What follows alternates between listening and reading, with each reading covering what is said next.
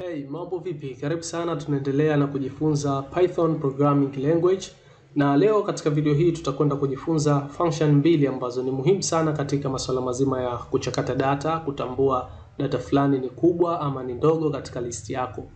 So, hizi function ya kwanza inakwenda kwa jina la min, ikimaanisha minimum, lakini ya pili inakwenda kwa jina la max. Wacha tuweze kutengeneza faili hapa. Okay.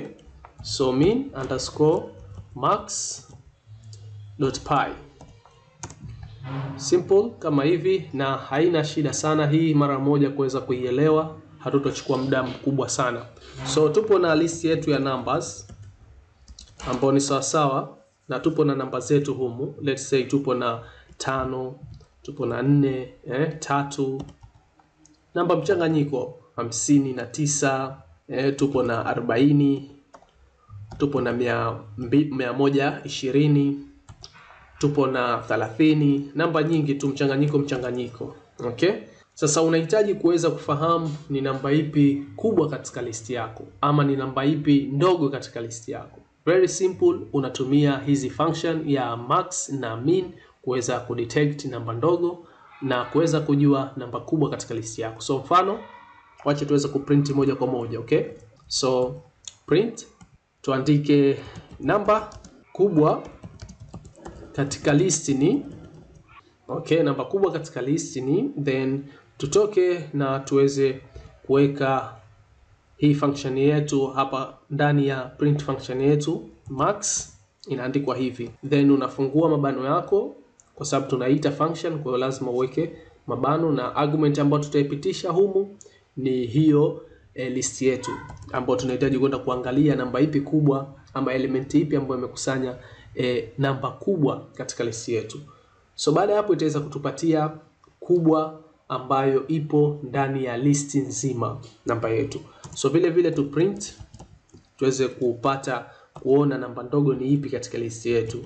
Namba ndogo zaidi katika listi ni, okay, then comma min. Ukihitaji kutafuta ndogo unatumia hii min, minimum, kuweza kupata namba ndogo katika list yako. So hapa argument yako unapitisha jina la list yako, numbers, and boom, tayari utakuwa umeweza kuzitumia hizi functions za max na min kuweza kudetect namba ndogo zaidi na namba kubwa zaidi katika list yako. So acha tuweze kurun. Unaona namba kubwa katika listi ni 120, na ukiangalia kweli listi yetu hii namba kubwa yao ni 120. Lakini pia namba ndogo zaidi katika listi ni 3. Na kweli ukiangalia namba ndogo ni hii 3. So nadhani utakuwa umeweza kuelewa jinsi gani ya kutumia hizi function mbili, max na min, kuweza kutafuta namba kubwa na ndogo katika listi yako. Na hizi zina umuhimu sana katika uchambuzi wa data kama nilivyotangulia kusema, hasa unapohitaji kufahamu data zako ni zipi ambazo ni kubwa na zipi ambazo ni ndogo.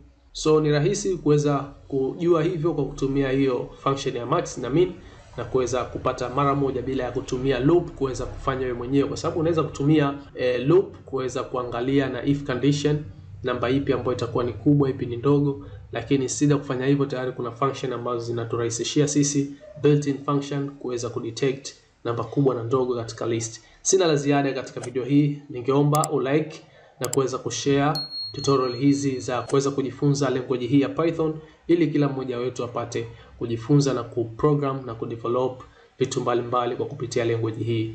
Mimi na wewe tukutane katika video ijayo, tutakuja kujifunza kitu kingine. Asante sana.